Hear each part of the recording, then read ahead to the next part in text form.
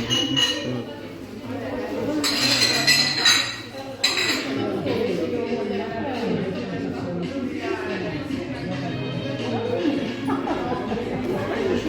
aí pessoal, tudo bem? Hoje eu vou falar um pouco com vocês sobre as minhas 2 últimas semanas no trabalho e por que que foram semanas que mudaram a minha perspectiva como um engenheiro de software, por que que elas foram tão importantes para mim e trazer reflexões, são mais reflexões e o que que eu aprendi, o que que eu tirei disso e que talvez vocês já passaram por isso, então talvez vocês concordem, talvez vocês discordem completamente. E, enfim, vai ser uma conversa falando sobre o que eu passei, né? Eu tô aqui num parque na cidade. Vocês podem ver, eu tô sozinho. Eu aproveitei, então, tirei o meu celular para começar a conversar com vocês e explicar um pouco da minha situação aqui. A igreja tá tocando os sinos e, como vocês podem ver, também é outono. E é isso, tá começando a ficar um pouco frio aqui, mas não tanto. Então eu vou falar um pouco pra vocês sobre por que eu fracassei em uma feature que me pediram e como que eu consegui lidar com essa situação e o que eu fiz, o que eu faria diferente hoje para conseguir melhorar o meu desempenho na empresa e tudo mais. O que acontece é que, dando um contexto, no meu time a gente tem 8 desenvolvedores e metade dos desenvolvedores estão em outro projeto e a outra metade está no projeto que eu estou agora.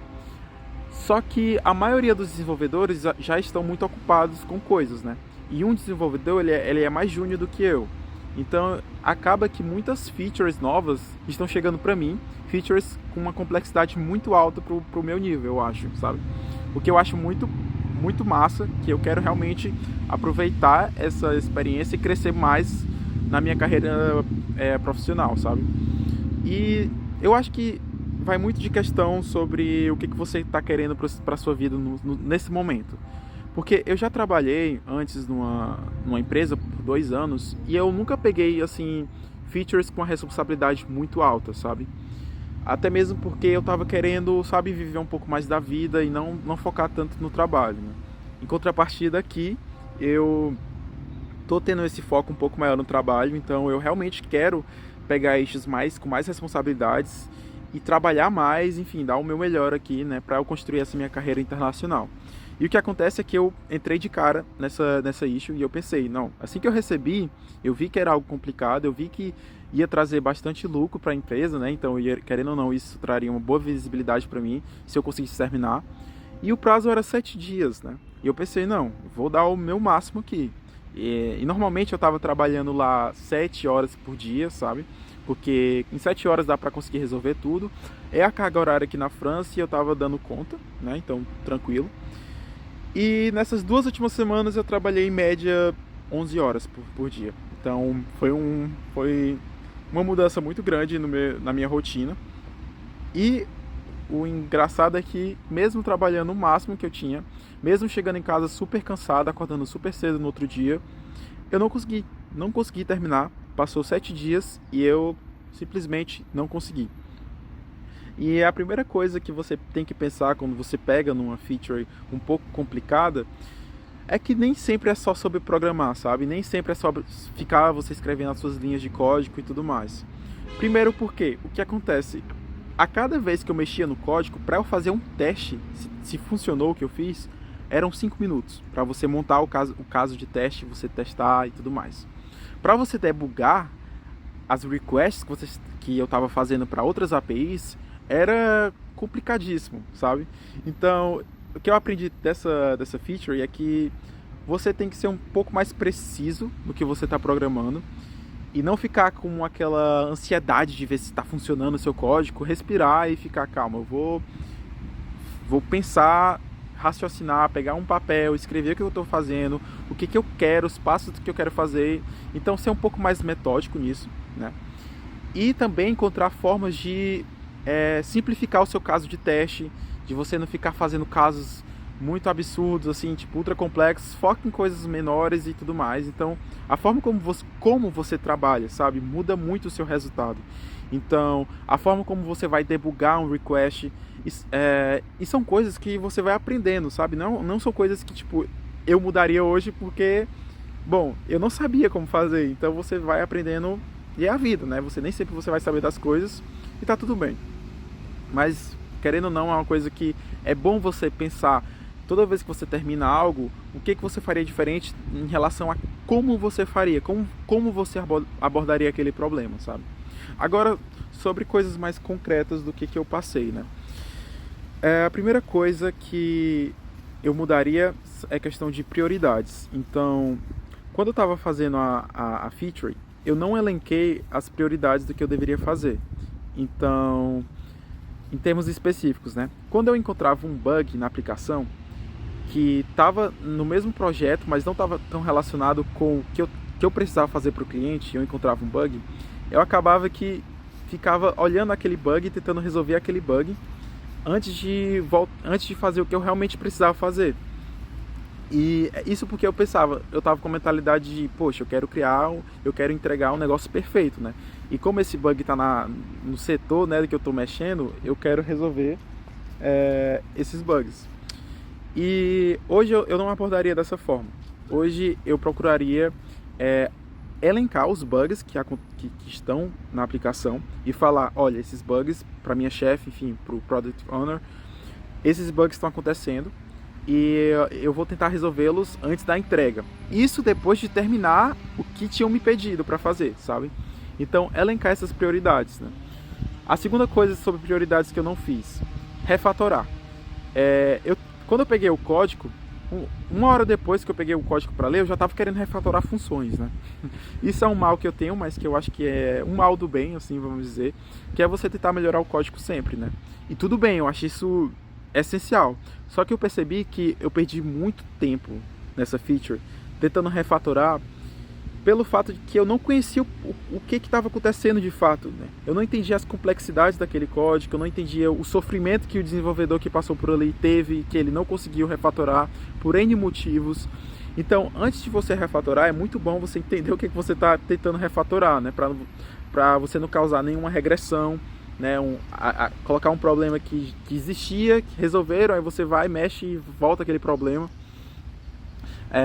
e tudo mais. Então, refatorar é bom, mas primeiro, o que eu faria hoje? Eu adicionaria a minha feature, né? Depois que eu adicionasse, está funcionando bem, eu vou lá, refatoro o que dá para refatorar, e é isso, entendeu? Não vou ficar, tipo, perdendo tanto tempo mexendo no código, sendo que eu nem fiz o que eu deveria ter feito, né? Então, questões de priorização. Eu nunca precisei fazer muito isso, porque, como eu disse, eu nunca peguei features tão complexas, tão complicadas e com um prazo pequeno, sabe? Um prazo que não tinha como ser estendido muito, porque eram vários clientes pedindo aquela coisa. Então, é isso. Às vezes você tem que olhar o bug e falar, não, eu vou criar uma outra issue, alguém vai resolver isso, talvez daqui a 2, 3 semanas. Não é um bug assim que vai impedir do funcionamento da aplicação. E é a vida, bola pra frente. Faz o que te pediram ali, vai elencando os bugs, tenta resolver aquele que realmente é mais simples, mas você não pode ficar preso em algo, né? Eu tava falando e aí chegou uma pessoa do nada e sentou do meu lado. Eu fiquei tipo, o que tá acontecendo? Mas aí eu resolvi dar uma andada aqui. Não sei pra onde exatamente, mas é muito bonito aqui. Vocês podem ver, tem uns prédios ali em cima. E eu acho que eu vou tentar andar por ali, né? Por esse caminho. Então vamos lá. Segundo ponto, né? Depois das priorizações, né, que você tem que fazer, né? A outra coisa que eu gostaria de dizer também é sobre pedir ajuda, né? Como eu estava numa situação onde todo mundo estava muito ocupado e eu não queria sobrecarregar ninguém, e eu vi que eu estava numa posição de senioridade, assim, vamos dizer, né? Porque eu estava mexendo num assunto mais complexo e que, assim, para explicar para outras pessoas, já precisaria ali de uns 15 minutos, 20 minutos, ainda mais porque eu estaria explicando em francês, né? Que é bem complexo resolver esse problema da língua. Eu consigo me comunicar, mas ainda assim, quando eu pego algo muito complexo de se explicar, é um pouco complicado.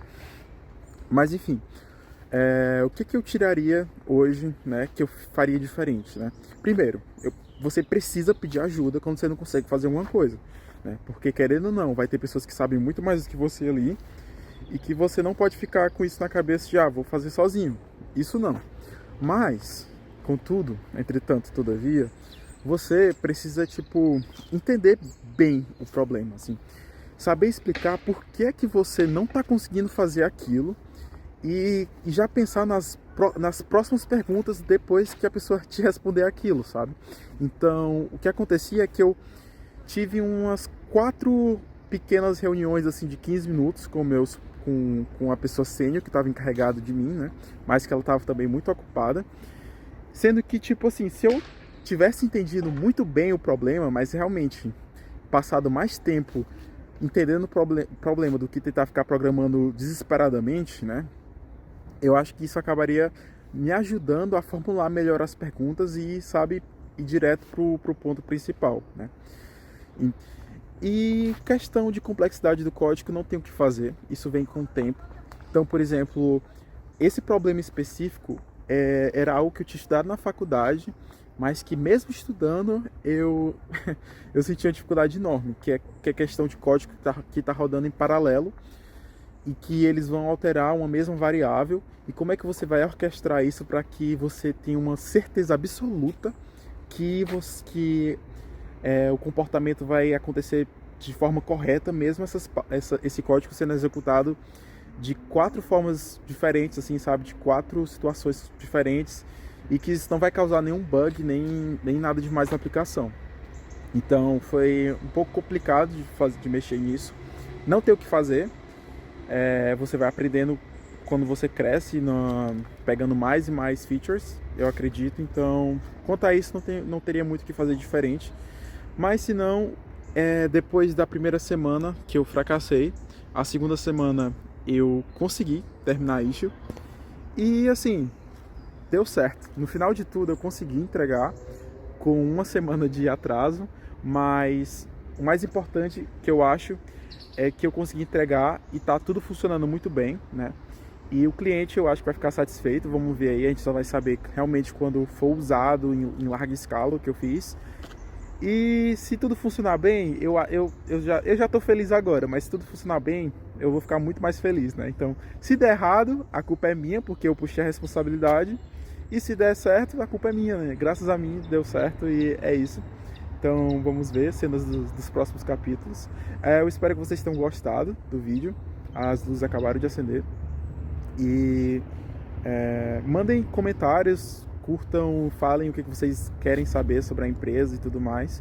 Que eu vou tentar ficar compartilhando essas experiências e explicando mais sobre o meu dia a dia aqui da empresa, né? Então, até a próxima, pessoal. E fiquem com essa vista bonita da minha cidadezinha chamada Bayonne. Valeu, pessoal.